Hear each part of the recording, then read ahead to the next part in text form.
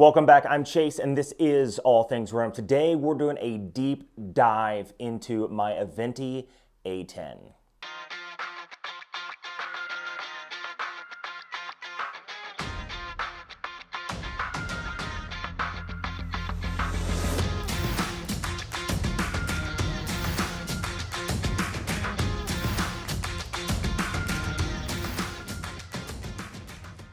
Now specifically, we are talking about this, my Modena Yellow Aventi A-10 Titanium. Now we're gonna do some macro shots on this. I'm gonna go into detail about the company, detail about the movement that they use and how they do everything.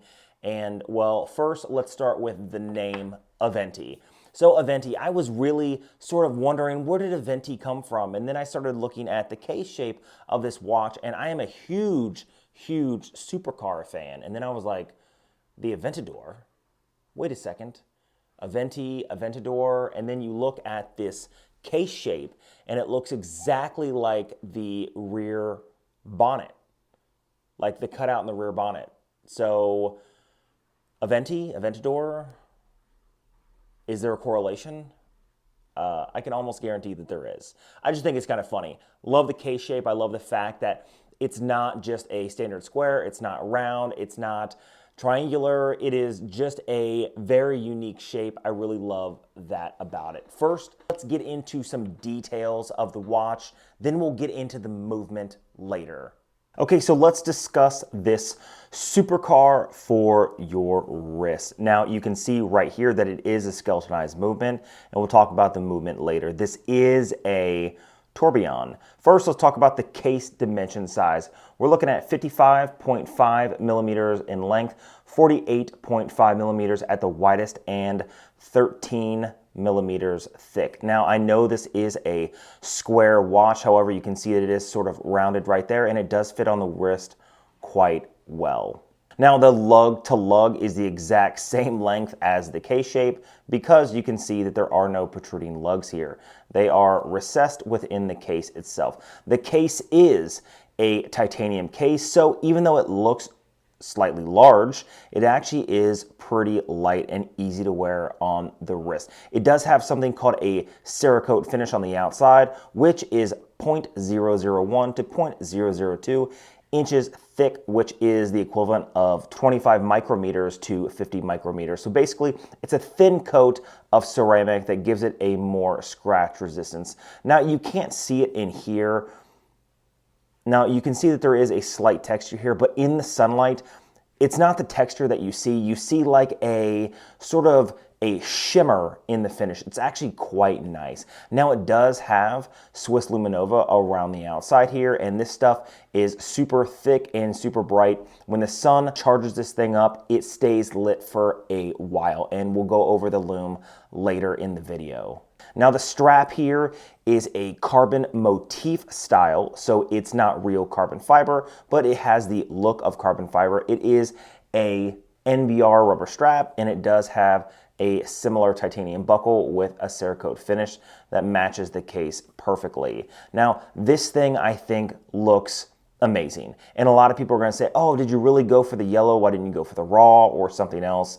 Honestly, what I really wanted was the royal blue sapphire, but I just didn't have 10 grand to toss down. And as much as a lot of people like the clear sapphire case just is not my thing. So if I'm not gonna go with the royal blue, I'm gonna go with the yellow. Who doesn't want Ferrari yellow on your wrist? Just makes you feel like a superstar. Now, on the surface, it does have a sapphire crystal. On the back, it also has a sapphire crystal. Now, inside is the movement itself. Now let's talk about this baby. This baby is a tourbillon from a company called PTS Resources. Now they are straight out of Hong Kong, and you could easily go on their website and buy a tourbillon movement, but Aventi assures me that they get the movement, they take it apart, they regulate it themselves. Not really sure if that's true or not. The specific movement that they're using is the 3450A or K hand winding movement. Now, I was looking at both movements,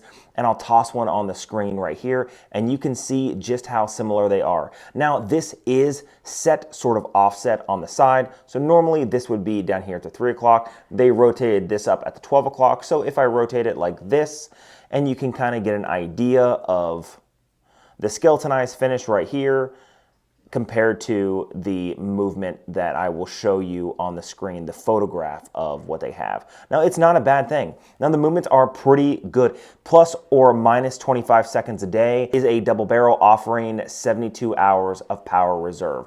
Really love the fact that it's skeletonized. You can just see everything going on in there. And PTS Resources does have some pretty great movements. Now, one of the movements they do have, that a sapphire encased movement. So instead of the steel reinforcements of the skeletonized holder, movement holder, whatever, the movement is built inside, it's all sapphire. So the entire thing is clear, and all you see are the gears and mechanisms move.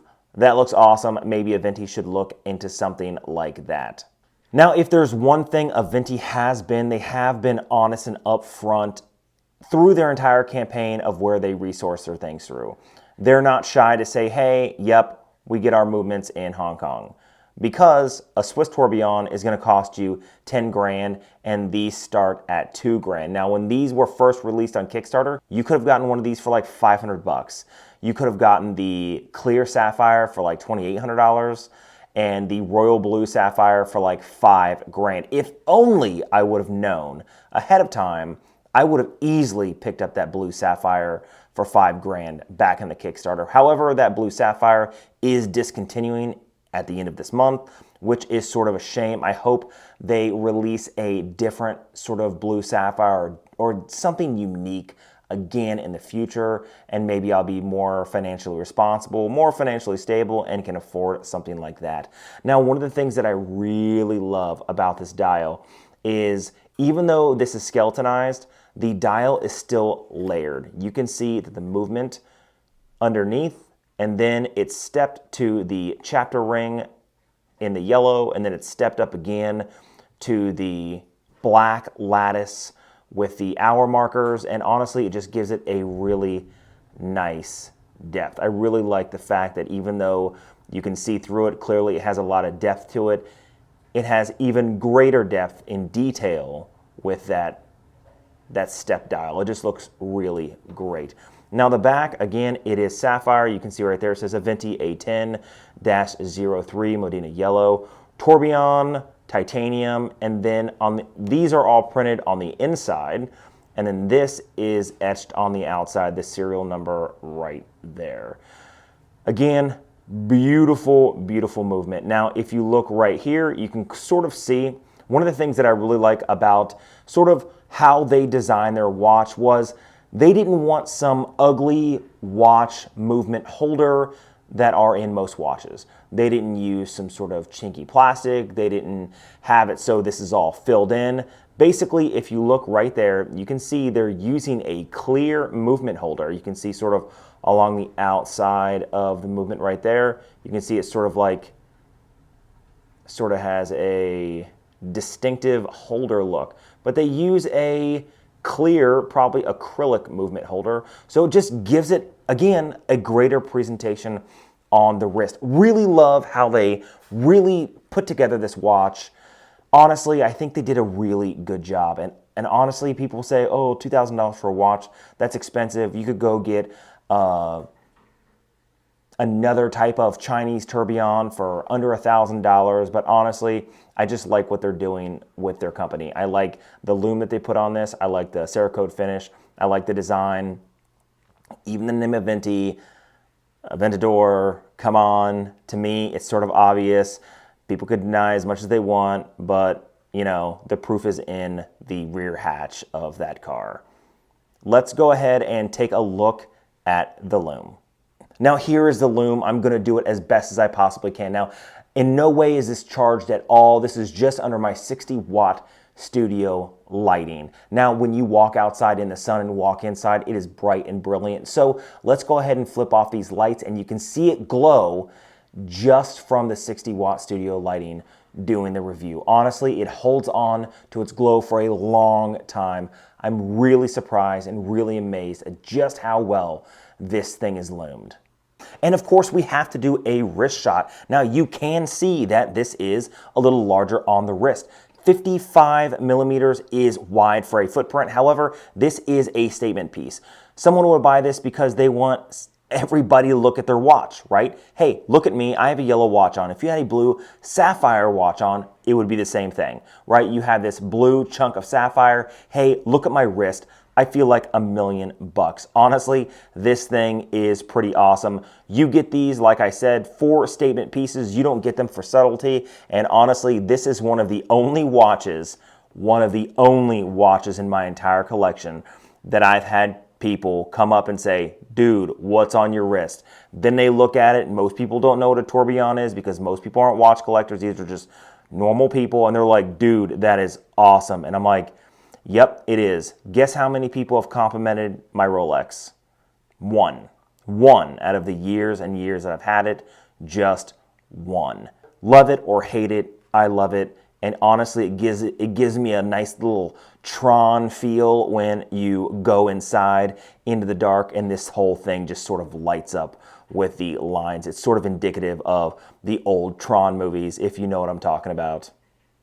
Okay, some final thoughts on this. Aventi really is, I believe, changing the game. A lot of people get into the micro brand world. A lot of people want to design their own watch. A lot of people want to build a company from the ground up. And honestly, I think Aventi is doing it right. Not only are they making some pretty badass looking watches, not only are they using movements that are slightly cheaper, more affordable, regulated, and then sent out once the quality control is met. Honestly, from what I hear from some people is that they are so strict on their quality control that when they receive watches in and there's any issue in quality control at all, they immediately send it back to the factory because they're like, nope, no thank you, we only want perfect watches. Not only are they very strict with their quality control, not only are they very unique in their design, but they also love their customers. A lot of people, right, complain about Rolex, right? Rolex basically hates their customers. They hate their customer base. If you haven't bought 16 Rolex watches and you don't have a large purchase history at an authorized dealer, good luck buying a brand new sports model. However, Aventi, multiple times a month, are on Instagram and they'll Instagram live, and then you can request to talk to them and they will allow you to come into the chat and talk to them. They reach out to the members of their community. Anybody who has any questions, they absolutely and honestly care about what people have to say. That community feeling just, it makes you just want to support them more. Like, hey, what other kind of cool things are you coming out with that I could help support, that I could get involved with and have something cool like, what if they don't do another royal blue sapphire tourbillon? Fine. What if they do like a ruby red sapphire? That would be badass too. So it's one of those things where in the future, I see that this company is really going to start making waves, especially because when you hear affordable luxury, first you think movement. First you think Vincero. No, affordable luxury is literally this on my wrist. It is a statement piece, titanium, tourbillon that costs a fraction of the cheapest Swiss tourbillon out there. Now, can you get cheaper tourbillons? Sure, but honestly, you're not going to get everything else that I just talked about. So is it worth it? Hell yeah, it's worth it, and I'm excited to see what they have in store for the future. Now, down below, I'll just leave their website. Again, you can't just buy a watch. You have to book an appointment. They'll call you, and you'll go through the process that way. In the next video, I'll explain the entire process, how it worked out, and everything that I had to go through to finally get my watch. Now, if you like videos like this, hit that subscribe button down below. Leave a comment of the content you guys would like to see on this channel. I have a lot of videos coming up in the future, so make sure you're hitting that notification bell so you guys can be notified when I drop that next video. Until next time.